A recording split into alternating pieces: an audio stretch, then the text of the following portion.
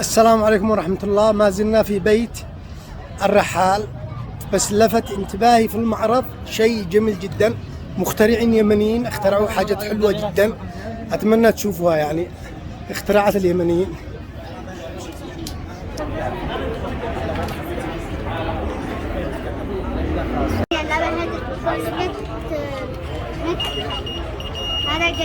هذا النظارة ما تفعل.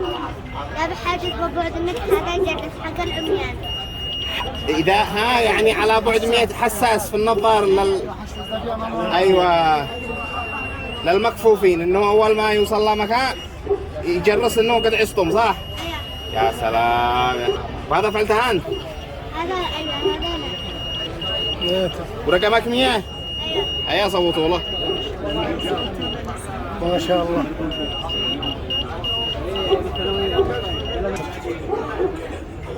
استمر. ايش هذه؟ يعني لو في غاز هذا جلس وهذا تشتغل وتصفر. ما شاء الله. يعني ها اول ما تشم الغاز تخرج الغاز يعني. هذا اخترعتها انت؟ أيوة. اي اسمك؟ مريم التحرير. كنان. أيوة. كنان. ما شاء الله. صوتوا له على رقم 100 يعني. ما شاء الله ما شاء الله.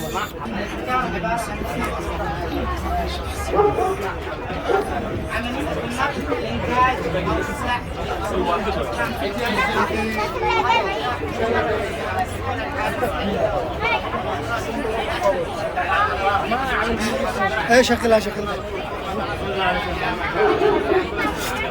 ما قد شغلنا على ما خلصت البطارية. تمام. هي هذا الاصل. اي عبارة عن ايش؟ روبوت عنكبوت. المشروع عبارة عن روبوت استطلاعي يستخدموه في فرق الإنجاز للبحث عن ضحايا تحت الأنقاض، الأماكن الضيقة والوعرة ما يستخدم. كسكة شغل لي الله يحفظك.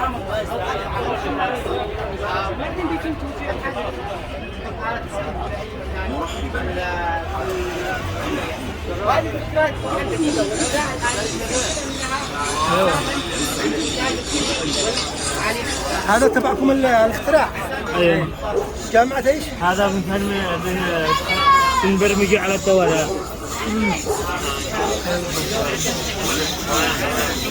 لا ابداع. ما شاء الله ما شاء الله. سلام. ما شاء الله.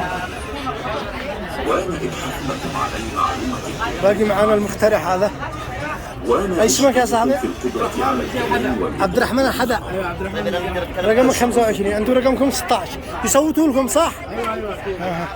يعني اي واحد مع اختراع يجي هنا. ما شاء الله. اسكه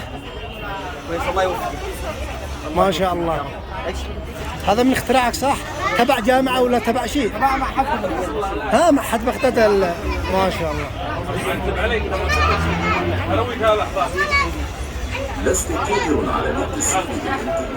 يعني هذا اطراف صناعية. ما شاء الله. بس تصور ايش؟ لو ما تشتش. هذا ايش مميزاته؟ هذا ذكاء اصطناعي قادر يتكلم ويسمع، يسوي معك محادثات. يقدر يشتغل في الفنادق، في الاستقبال، في التعليم، وفي الإرشاد كمان، وفي المتاحف. لأنه قابل للحركة ويستجيب للأوامر الصوتية. ما شاء الله. ذكاء اصطناعي صح؟ سعدي شفت تبع ايش؟ تبع جامعة ولا؟ الجامعة الإماراتية. الإماراتية صح؟ كان مشروع تخرج. ايوه. بس كان عاد باقي معاه جزئيات، هو كان تبع مشروع الأنقاض. ما شاء الله. لا ابداع والله، في ابداع ما شاء الله عليكم الصراحة. يمني صلى الله عليه وسلم. كله يمني. محليات.